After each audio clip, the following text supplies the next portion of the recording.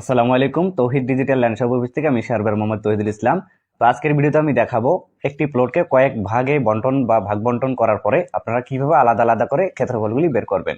তো এই কাজটি করার জন্য এক ভাই আমাকে অনুরোধ করেছে, তো তার জন্য এই ভিডিওটি তৈরি করলাম। তো আশা করছি সম্পূর্ণ ভিডিওটি দেখবেন। সম্পূর্ণ ভিডিওটি দেখলে আপনিও আপনার হাতে থাকা মোবাইল ফোনটির মাধ্যমে রিমন স্যারের যে বিডি কার্ড আছে এই বিডি কার্ডে এই কাজটি খুব সুন্দরভাবে করতে পারবেন। তো যে ভাই আমাকে অনুরোধ করেছে তিনি একটি ত্রিভুজ জমি দিয়েছিল, তো আমি এখানে একটি চতুর্ভুজ আকৃতির জমি নিয়েছি।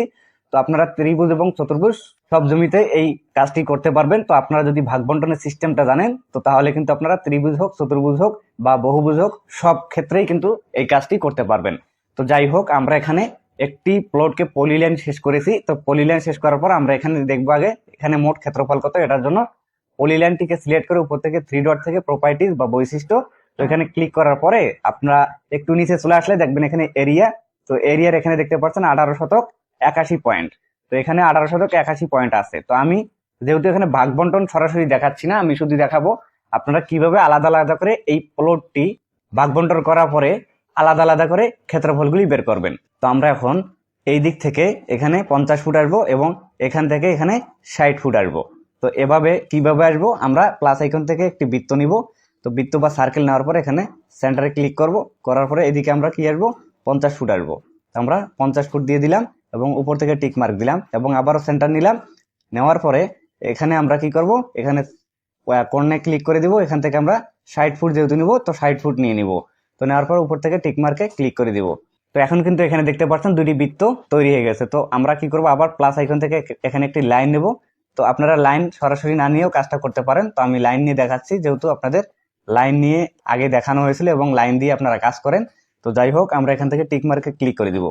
দেওয়ার পর আমরা তো এখানে মোট জমির যে ক্ষেত্রফল আছে এই মোট জমির ক্ষেত্রফল বের করতে সক্ষম হয়েছি। তো আমরা এখন কি করব, এখানে আলাদা করে কিভাবে এই অর্ধেক জমির যে ক্ষেত্রফলটি আছে সেটি বের করব।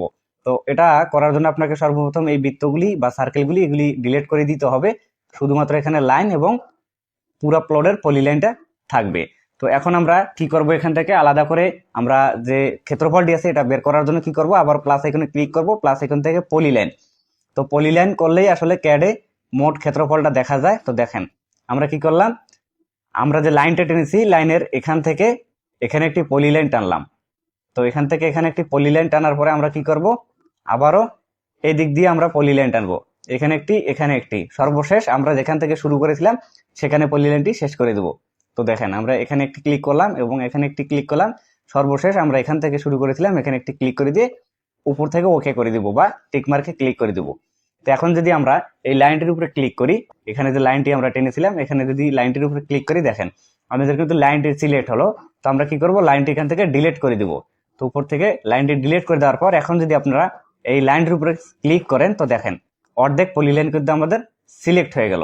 তো অর্ধেক যেহেতু পলিলাইন আমাদের সিলেক্ট হয়ে গেছে, তো আমরা পলিলাইন সিলেক্ট রেখে উপর থেকে থ্রি ডট থেকে প্রপার্টিস বা বৈশিষ্ট্য এখানে চলে আসলাম।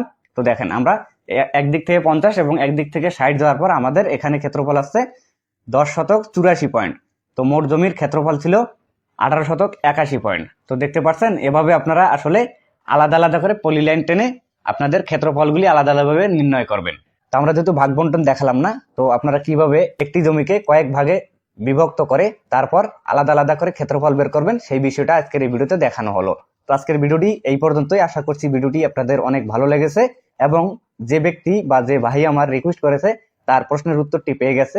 তো ভিডিওটি ভালো লাগলে ভিডিওতে একটি লাইক দিয়ে দিবেন, শেয়ার করে অন্যকে দেখার সুযোগ করে দেবেন। পাশাপাশি আমাদের পেজে নতুন এসে থাকলে অবশ্যই পেজটিকে ফলো করে সাথেই থাকবেন।